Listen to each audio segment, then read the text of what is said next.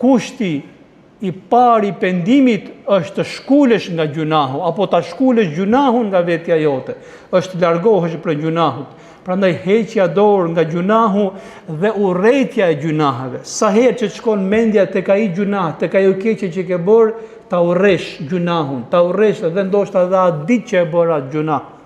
Edhe sa herë që shikon gjunahe të tilla që bëhen, të kesh një ndjenjë urrëtie, por ndjenja e urrëties nuk është ndaj personave që bëjnë gjunahe.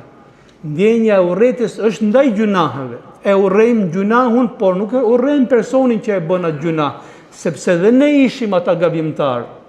E urrejmë të keqen brenda vetes tonë, por nuk e urrejmë veten tonë.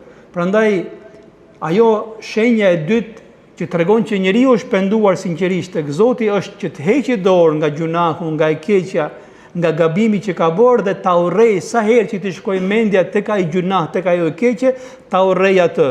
Edhe jo të ndjej një farë lezeti. Ka njerëz që kur tregojnë gjunahet e tyre, mundet që njeriu të tregojë gjunahet e veta që të tjerët marrin mësim.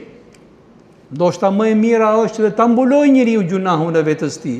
Por ka disa që e shpjegojnë gjunahun e tyre më aq heshi, më aq bukuri, më aq art sikur janë duke aktruar përpara njerëzve të tjerë. Dhe kupton që ky njeri ndjen një farë lezeti teksa shpjegon gjunahet e tij.